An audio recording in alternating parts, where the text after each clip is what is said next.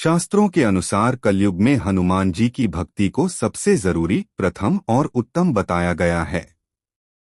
हनुमान जी की भक्ति सबसे सरल और जल्द ही फल प्रदान करने वाली मानी गई है। यह भक्ति जहां हमें भूत प्रेत जैसी न दिखने वाली आपदाओं से बचाती है, वहीं यह ग्रह नक्षत्रों के बुरे प्रभाव से भी बचाती है।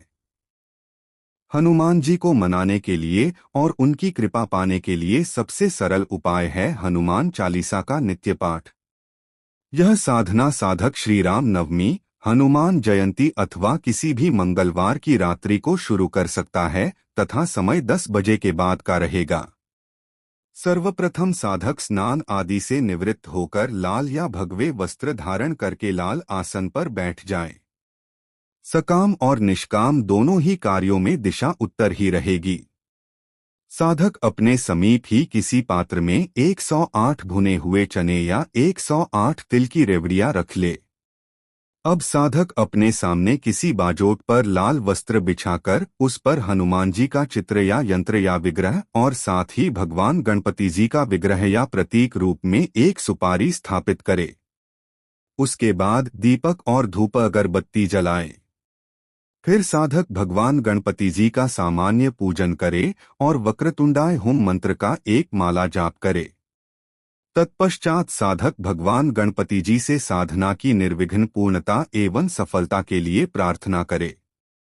फिर साधक सामान्य गुरु पूजन करे एवं गुरु की आज्ञा ले एवं सफलता के लिए प्रार्थना करे।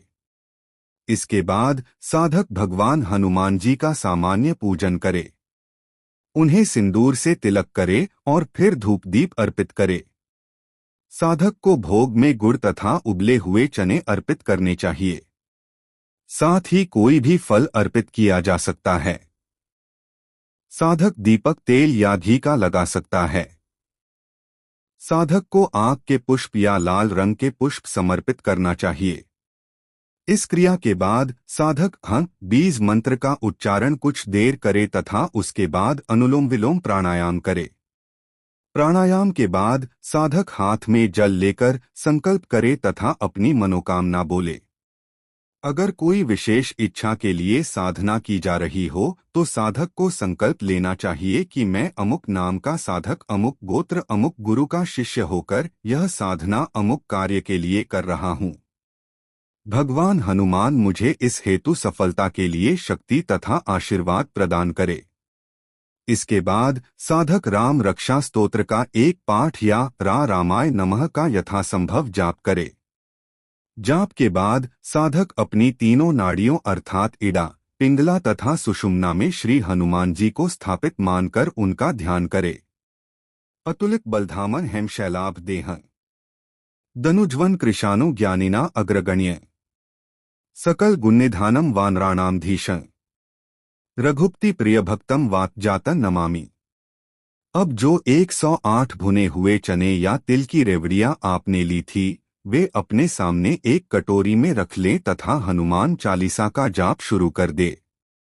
इस साधना में आपको श्री हनुमान चालीसा के 108 पाठ करने हैं। आप हनुमान चालीसा पढ़ते जाएं और हर एक बार पाठ पूर्ण होने के बाद एक चना या रेवड़ी हनुमान जी के यंत्र चित्र विग्रह को समर्पित करते जाएं। इस प्रकार 108 बार पाठ करने पर 108 चने या रेवड़ियां समर्पित करनी चाहिए। 108 पाठ पूरे होने के बाद साधक पुनः बीज मंत्र का थोड़ी देर उच्चारण करे तथा जाप को हनुमान जी के चरणों में समर्पित कर दे। यह साधना 21 दिनों की है। साधक या तो लगातार 21 दिनों तक प्रतिदिन यह साधना करे या हर मंगलवार को कुल 21 मंगलवार तक यह साधना करे। 21वें दिन आपके द्वारा पूरे 108 पाठ करके चने या तिल की रेवड़ी जब चढ़ा दी जाए तब उसके बाद साधना पूर्ण होने पर अंतिम दिन मंदिर जाएं और भगवान हनुमान जी के दर्शन करें। साथ ही साथ साधना के दौरान भी आप हनुमत दर्शन करते रहें। साधक साधिकाओं को यह साधना शुरू करने से एक दिन पूर्व से लेकर साधना समाप्त होने के एक दिन बाद तक कुल 23 दिन तक ब्रह्मचर्य का पालन करना अनिवार्य है। लेकिन साधना 21 मंगलवार तक करने की स्थिति में प्रयोग के एक दिन पूर्व, प्रयोग के दिन तथा प्रयोग के दूसरे दिन अर्थात कुल 3 दिन प्रति सप्ताह ब्रह्मचर्य पालन करना आवश्यक है। कुछ भी हो, कैसा भी संकट आए, आपने साधना शुरू कर दी तो छोड़ना नहीं। प्रभु आपकी परीक्षा भी ले सकते हैं। साधना से विचलित करेंगे ही, पर आप दृढ़ रहें, क्योंकि भक्ति में अटूट शक्ति है।